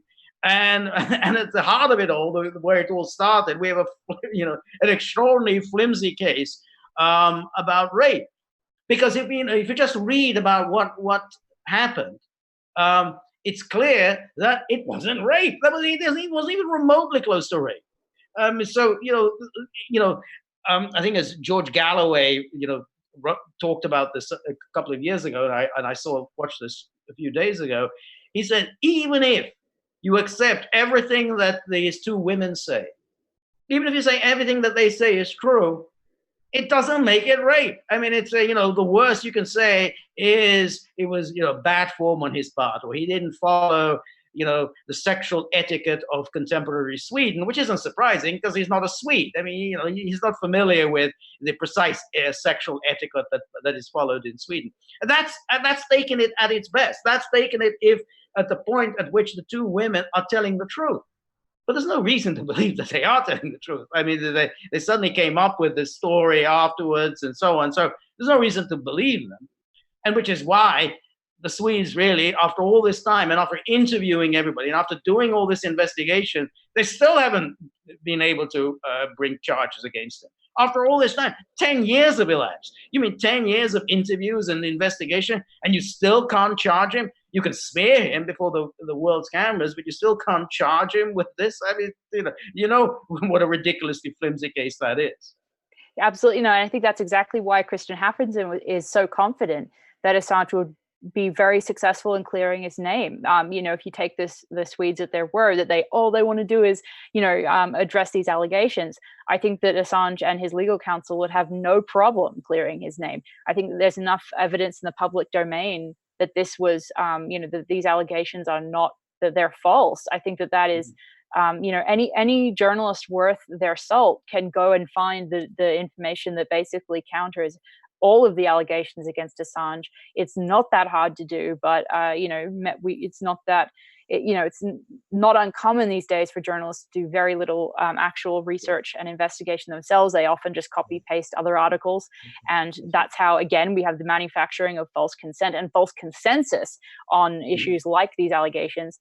I think that, as we said before, Assange has been willing to testify. He's been willing to address this issue for years and years and years. And I think the question is, it's not, will Assange face these allegations? It's when will Sweden actually even press charges? When will Sweden even admit that, eventually that this case is absolutely baseless? And I think, unfortunately, before we would have conclusion on that, he would already be on a plane to the United States. And that's, again, the real issue. But that's right. That's exactly it. And that's why this whole thing is so farcical, that the Swedes don't have anything. I mean, because after all this time, they still can't. So they're still just in the business of smearing him, destroying his reputation, without having the guts to actually charge him. So that means you have to know, well, you basically don't have anything to go forward in the trial.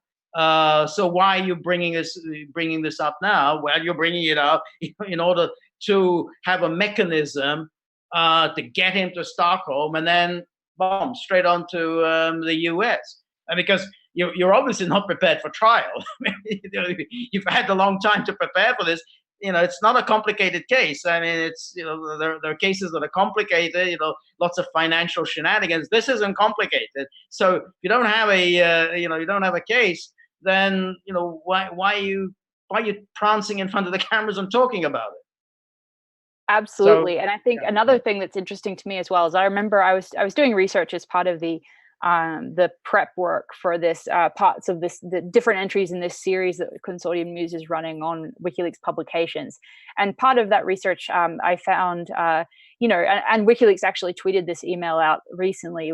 It was from Stratfor, but it also talked about the fact that these allegations were intended to shut WikiLeaks down and to basically damage its ability to function journalistically. So from the start, there is evidence that A, intelligence agencies knew about this whole thing, and B, that they knew that this was just an attempt to stop WikiLeaks from operating. And I think that is definitely something that needs to be taken into account.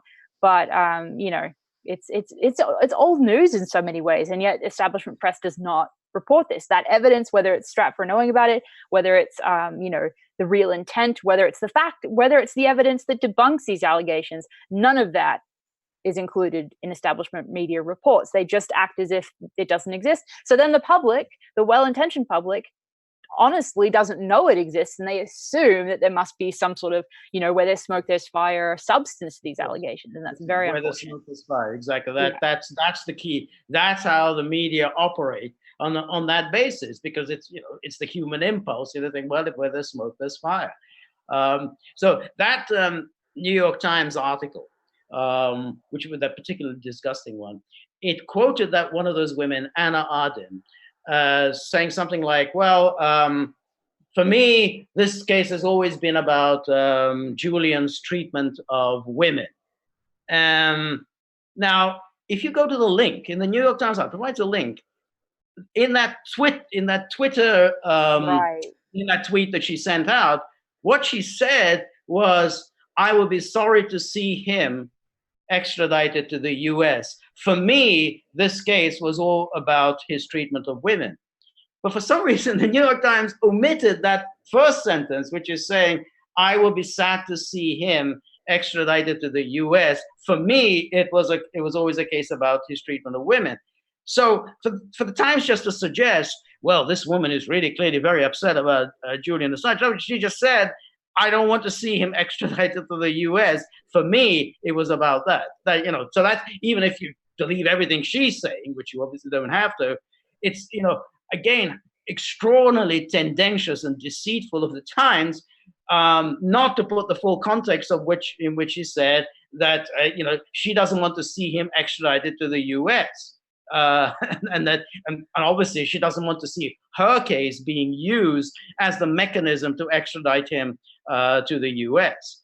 Kind of, again, it's omitted from the paper of record. They're sanitizing the context in every single way, as you say, every single piece of quote unquote evidence that they use is totally twisted. There are lies of omission, like you say.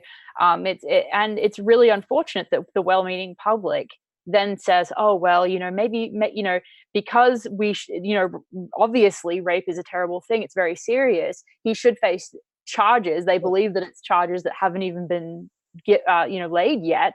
I don't blame the uninformed public for believing that, but all blame on that in that situation does fall on outlets like the New York Times. It's obscene. It really is. So exactly. And when you think of it, and I remember back in 2010, when he had just published, I can't remember what exactly he had published, some big thing, but was it the Afghan or Iraq? I can't remember exactly what was published. And then 2 days later, there was the sensational headline, Julian Assange arrested for rape. And you knew, anybody who's been around, who's followed the news, would know this is BS.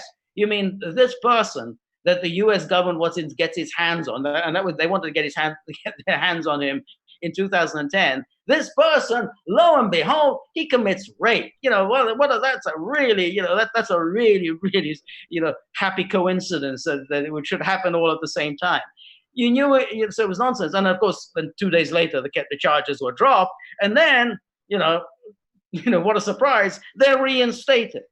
So, these things don't just happen. There's no just coincidence that somehow the person who was really wanted by the most powerful governments in the world, suddenly, lo and behold, he's committing rape. I mean, what a happy coincidence that they should all be happening at the same time. Yeah, no, absolutely. And I think the timing is really incredible. I know that the allegations first came up in around August 2010, I believe. I'm not sure about the timing of that with the Iraq war logs. I know that the Afghan war diaries came out. I think it was July. Just after the publication of that Iraq war logs. Yeah. And then though, he wasn't arrested until I think December 2nd, 2010, which happened to be within 3 days-ish, 3 or 4 days of Cablegate's release. So it's incredible the way in which that escalation of persecution went right along with any escalation or any new releases by WikiLeaks. Again, as you say, to change the headlines from look what's been revealed in Cablegate, look what's been revealed in the Afghan or Iraq war logs. Let's change the narrative over to Assange's character for sure. Right. And you got to sort of remember that when these CIA guys broke into Daniel Ellsberg's psychiatrist's office. Now, why were they doing this? Why would they go to somebody's psychiatrist's office other than to get unflattering information about him so that they can then, plaster this all over the media, some sordid, sexual things or whatever they were hoping to find in his psychiatrist's office. But there's a reason. Why do you do it? Somebody you don't like, how does the government respond? Well, it responds by trying to get something scurrilous on you, because that's what people understand. If you think about, the war in Vietnam, Pentagon, the whole history of the U.S. involvement, that's complicated. And people don't understand that. But if you say, well, he likes young boys or whatever, that they understand. That I understand. Oh, this is the guy. I don't like him. He likes young boys or young girls or whatever. That's how you discredit people. That's how you destroy their reputation. And so again, like all this massive material that has come through WikiLeaks, people don't know about that. But if you tell them he committed rape, he's a rapist. He's a rapist who goes around raping women because he likes raping, and that's what he does because he's a rapist. If you tell that to people, I don't like the sound of him. I want to stay away from him. Right. No, and and you're really right in bringing up a historical kind of precedent for this, the context. I mean, we saw, infamously, the FBI threaten Martin Luther King with allegations. We will release this allegation that you were participating in orgies, etc. So again, targeting an activist, or in Assange's case, a journalist, but in Martin Luther King's case, an activist, with sexual allegations to tarnish their character is something that is decades and decades old, for sure. And always go down. It's the nice short path, because that's what people understand. I mean, I think we talked about this before, which is the big lie and the small lie, which is people don't believe the small lie because they understand that that's something that they daily, in their daily transaction, they all engage in small lies, and they don't believe the small lies. The dog ate my homework. You're not going to believe someone who tells you the dog ate my homework, but tell them the big lie and they'll believe it, because it's so out of their normal experience that they'll say, whoa, well, what do I know? And maybe it's true. So that's why people will believe the big lie even if they won't believe the small lie, because it's just beyond their experience. So that's why you always want to get people's understanding on the level that that they can figure things out. So if somebody's a rapist, they know that. Oh, I know about a rapist, and that I know. He's a rapist. Well, he goes around raping people. That they will understand. But when you tell them about all that's in the in the Iraq material, the Afghan material, Guantanamo, all of that they don't understand. That's way too complicated. What all that is about. But tell them about he doesn't clean up after his kitty. Tell him that he doesn't wash his hands after using toilet. Tell him that he likes to rape women. That they will understand, and that's why that's what the intelligence services do, and that is why the media are only too happy to spread this kind of nonsense about. And we saw, and as we mentioned earlier, we saw an intensification of that when Moreno came forward and was talking to all of these different news outlets about those types of allegations. Within days of Assange's arrest, it was a blatant attempt to do exactly that. And I also want to read out a tweet from John Pilger that was addressing these allegations against Assange. Pilger said, quote, and this is a tweet, he said, quote, Sweden suppresses vital evidence in the Assange case. Damning texts from the women include, quote, I did not want to put any charges against JA, and quote, it was the police who fabricated the charges, and that's the end of the quote. And then Pilger adds, once extradited, Assange faces a secret trial with no jury. This is an epic injustice. And I think it's really important to note as well that, during this entire process, I believe, and anybody can correct me if I'm wrong, but I believe that Assange's lawyers were not even allowed to actually copy and take official note of the text themselves. The prosecutor at the time, Marianne Nye, who was infamously kind of corrupt, wouldn't even let them copy it down directly. They had to copy it from memory. I mean, it's just, and that again creates a situation where his lawyers could be, basically accused of making the text up. So it tries to throw it tries to tarnish that text message evidence, which although very real, they were not allowed to take proper record of. So anyway, it's just absolutely ridiculous. At every stage of this, these quote unquote investigations, there has been corruption, up to the gills within the entire scenario. So they're exactly right. And then, when it was revealed about the emails between the Swedish authority, the British authority, where the Swedish authorities were saying, we've had enough, we want out, and the British are telling him, no, you've got to stick with this. And then most of this stuff has just been destroyed. All these communications have been destroyed. So you think, well, why am I not surprised by this? Why am I not surprised that they're continuing this? Because they're absolutely determined to get their hands on him. So But one thing I was going to ask you, Elizabeth, is that what is the situation in Belmarsh now? Is he allowed to meet his lawyers? I mean, and if so, how often has he met his lawyers so far? I believe I don't have any information on how many times he's met his lawyers. I do know that they had said that they planned to meet with him, and they haven't said anything about not being able to. So I assume that they did. I know that Pamela Anderson and Kristen Halfredson were able to visit him. The UN rapporteur on torture was able to visit him as well. And I think that that's really positive. But from what I understand, I think that there's a limit of 4 social visits a month, if that's right. And again, if I'm wrong, please correct me. But I think that's the situation. So even just that first visit with Pamela Anderson and Kristen Happenson taking up half of his social for the month, I don't know if lawyers' visitation is included within that. I would hope not. But yeah, obviously it is a different situation than the embassy. Although the embassy was terrible in its own way, he did have his lawyers were allowed access to him, and while they may still be allowed access to him in Belmarsh, they obviously can't just come in whenever they want. It's from what I understand, a terrible situation in the sense that he also does not have any access to books. And this is all I'm getting this from the articles that were published with statements from Pamela Anderson and Kristen Happenson, and we discussed those a little bit last week on last week's Vigil, where they were describing the horrible conditions there. And he doesn't have access to books, newspapers, and he doesn't even have access to the television, so he can't even watch the news. So yeah, there's no material to distract him, from what I understand. And so he's in solitary confinement 23 hours a day, half an hour outside, half an hour to do everything else, from what Kristen Happenson said. So that's right. Absolutely brutal. You're right. And then what about this famous medical treatment that he was supposedly going to get? The best medical treatment in the world that would now be available to him. Do we know anything about that? I haven't heard a word about that. I don't know whether they've treated his dental issue. I don't know whether they've treated anything at all.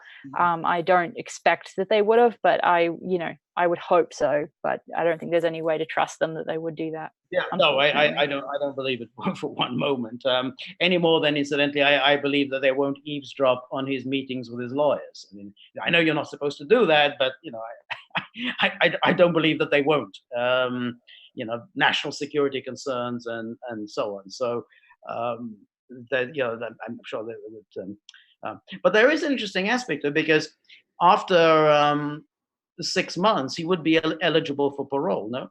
So we're already talking about a month has elapsed. So we've got about 5 months before he becomes eligible for parole.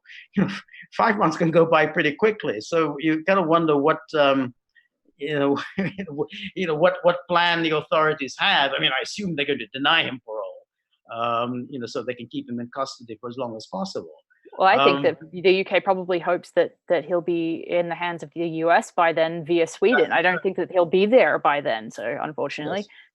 I think that's right. Yeah, I think that's right, and that's why I think they have to move pretty quickly, because the clock is ticking. I mean, there's a limit. There's a limit to how long you can keep somebody in prison for bail jumping. So yeah, I mean, it's therefore he does become eligible for parole within 5 months. So they're going to have to think about they have to move quickly on this. Yeah, and I hope that they do, in the sense that I hope that that this is resolved quickly, but I doubt that will happen. I think that it's really, really necessary that people, again, challenge the UK Home Secretary, call him out on the fact that it's up to him as to whether Assange goes to the US, not up to Sweden.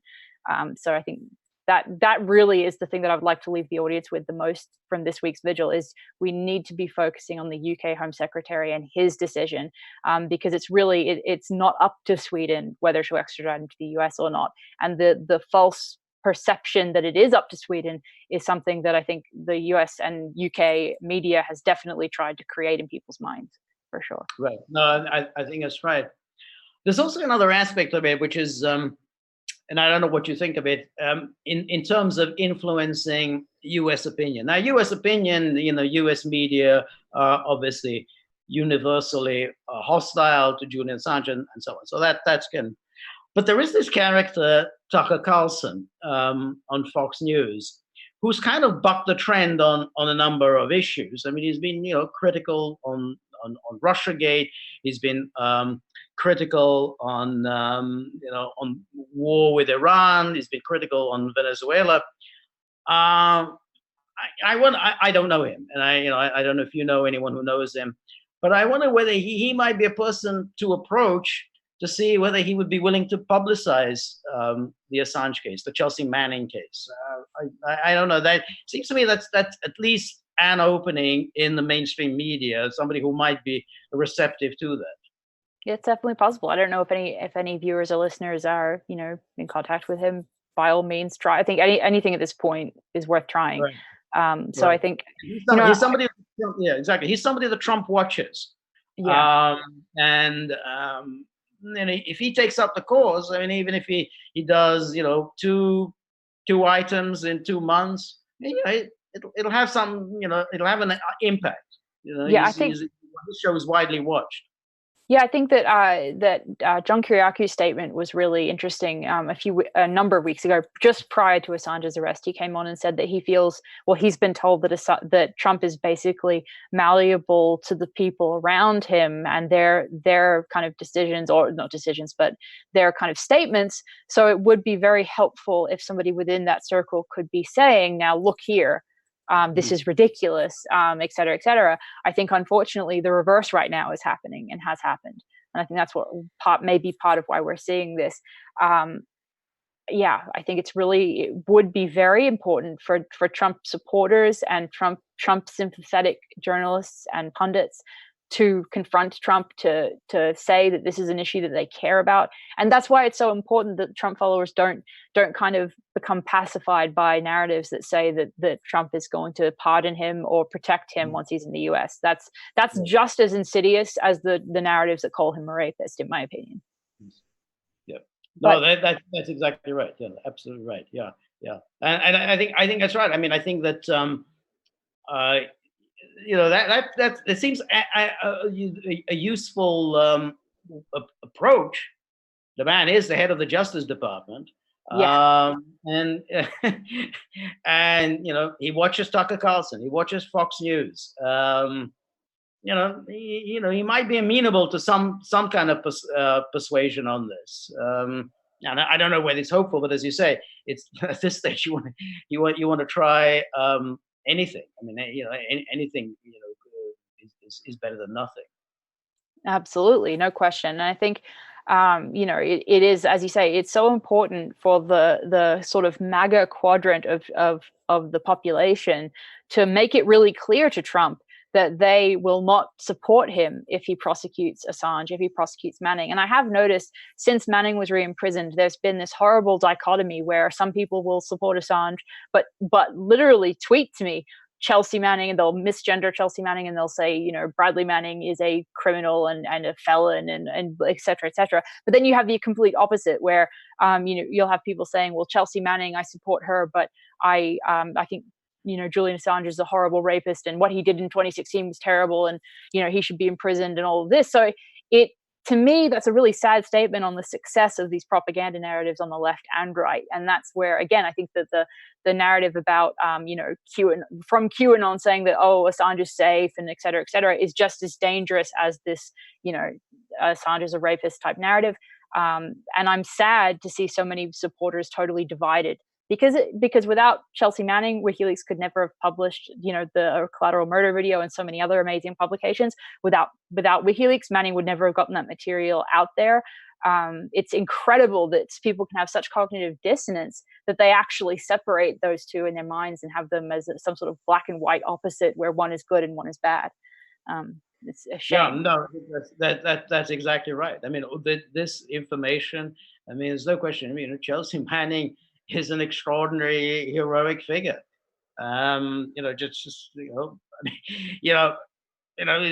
Heroes don't come. They don't come like John Wayne. 6'5" and bigger than life and so on.